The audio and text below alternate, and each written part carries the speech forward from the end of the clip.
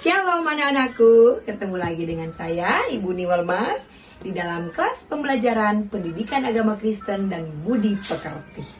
Saya harap kalian semua di rumah tetap semangat dan bersukacita. Sebelum kita mulai pelajaran, marilah kita berdoa. Bapa di surga, kami bersyukur karena hari ini kami kembali dikumpulkan di dalam kelas pembelajaran pendidikan agama Kristen dan budi pekerti.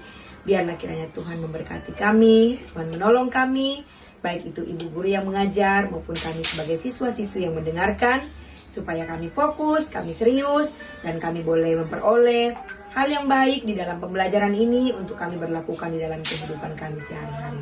Terima kasih Tuhan, waktu ke depan kami serahkan ke dalam tangan kasih-Mu.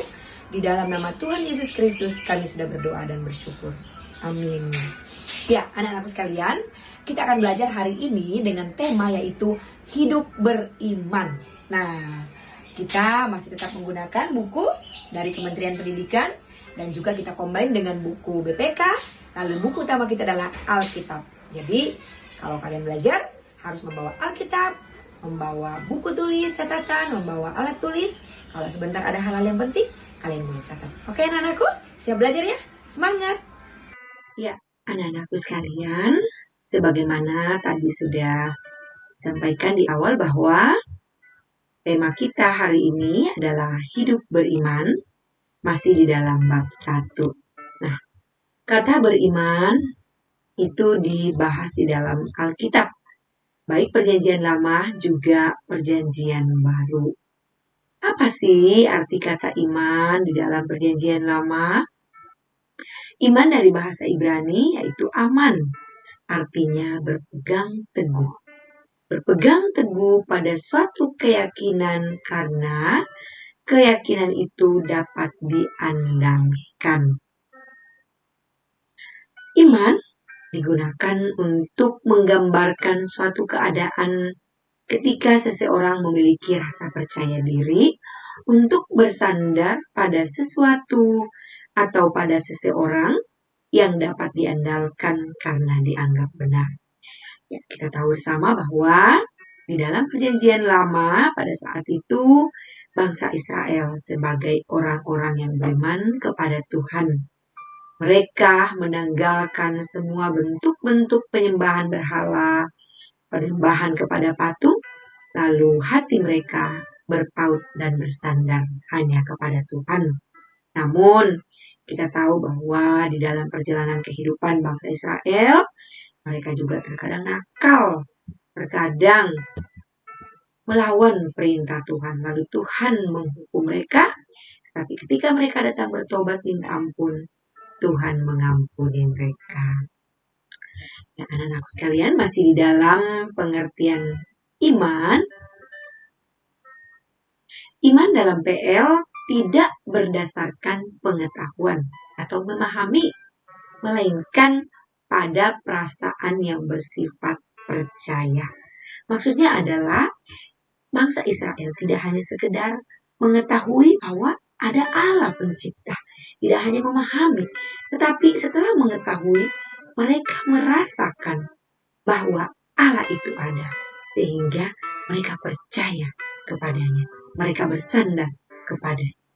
Jadi iman itu berhubungan dengan kehidupan spiritual seseorang antara Allah pencipta dan umatnya, yaitu bangsa Israel, yang ada pada zaman ini, tetapi juga untuk masa yang akan datang. Mereka mempercayai bahwa ada Allah yang mereka percaya dan berpengharapan yang akan memberikan kehidupan yang kekal untuk masa yang akan datang. Nah, anak-anakku sekalian, di dalam perjanjian lama ada begitu banyak tokoh-tokoh yang dapat menjadi contoh bagi kita tentang orang-orang yang beriman. Pertama ada Nabi Nuh.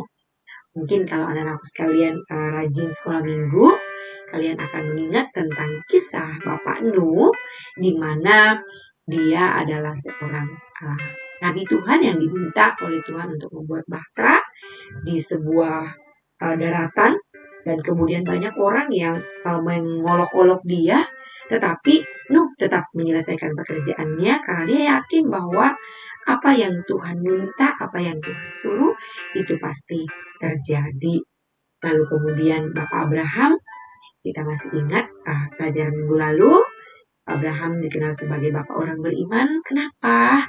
Ya, ada banyak kisah yang menceritakan, ada yang menunjukkan bahwa Abraham adalah orang yang beriman. Nanti kalian punya tugas berliterasi ya, di tugasnya nanti. Lalu kemudian ada Ayub. Mungkin kita ingat Ayub adalah seorang hamba Tuhan yang luar biasa, yang setia, yang diambil semua harta kekayaannya, lalu bahkan juga anak-anaknya, tetapi dia tidak berubah setia. Dia tetap beriman kepada Tuhan, maka Tuhan mengembalikan apa yang diambil berkali lipat ganda.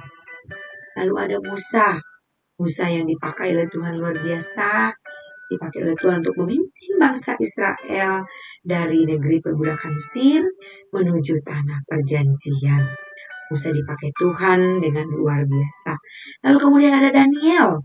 Kalau anak-anakku ingat semuanya, bagaimana Daniel itu benar-benar setia dalam imannya.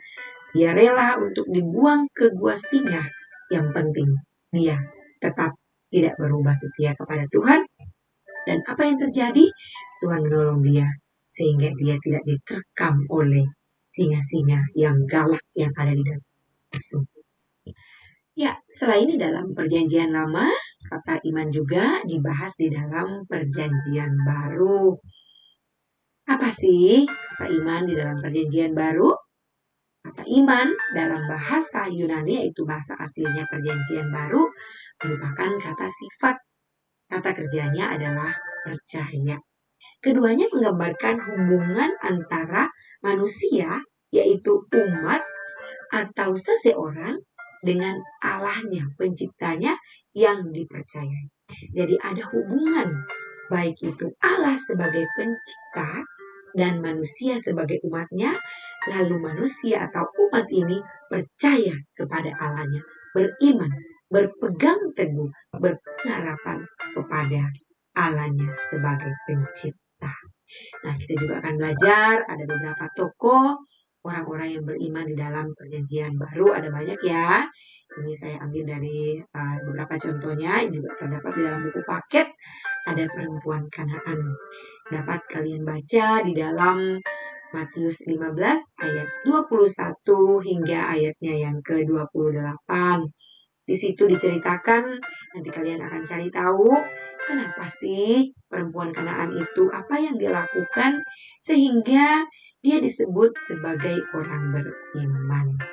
Lalu kemudian ada contoh perwira di Kapernaum.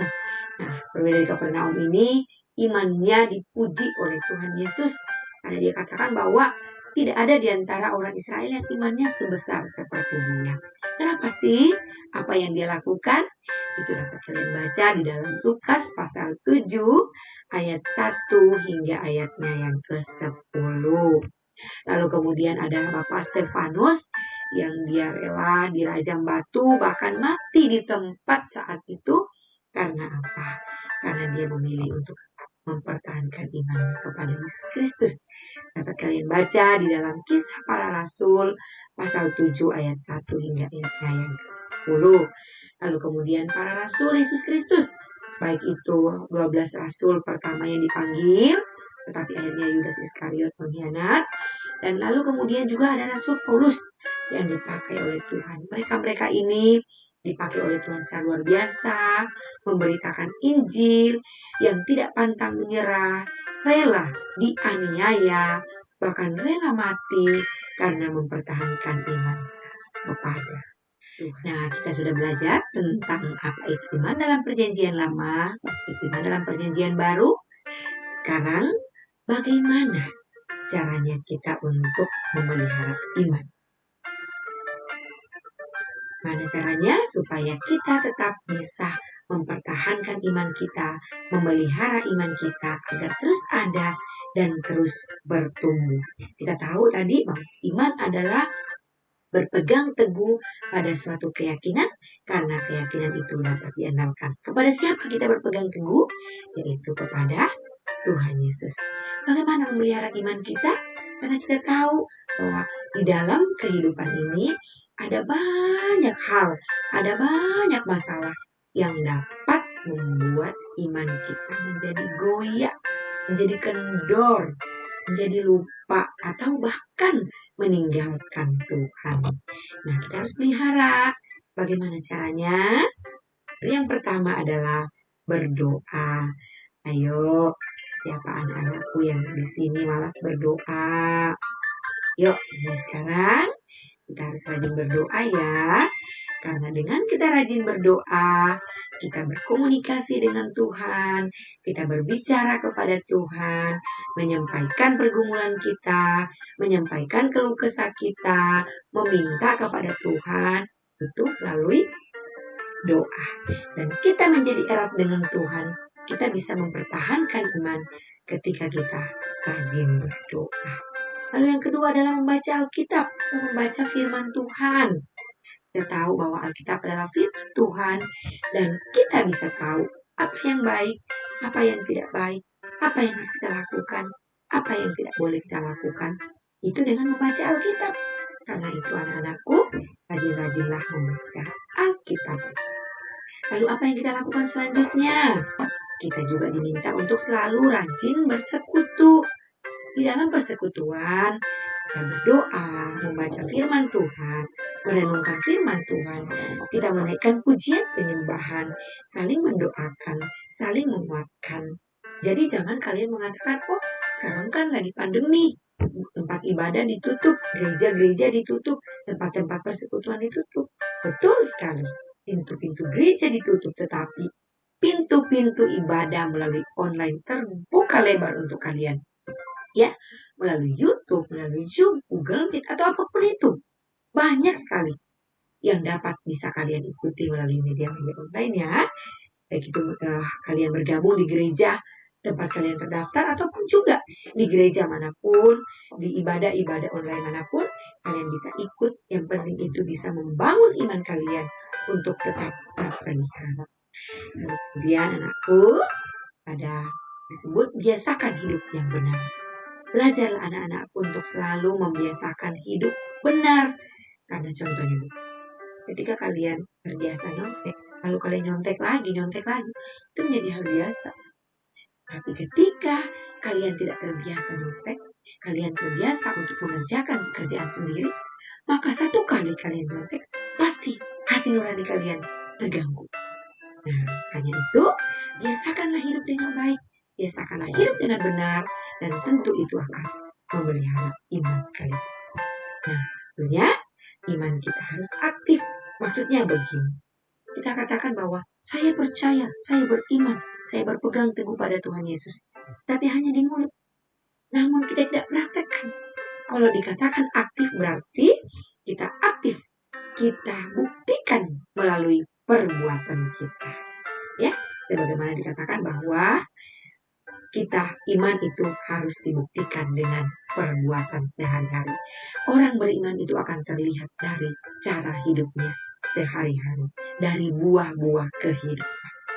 Ya anak-anakku, jadi melalui pelajaran hari ini, kalian juga harus tetap bagaimana untuk memelihara iman, lalu kemudian iman kalian itu harus terbukti melalui sikap hidup kalian yang hari.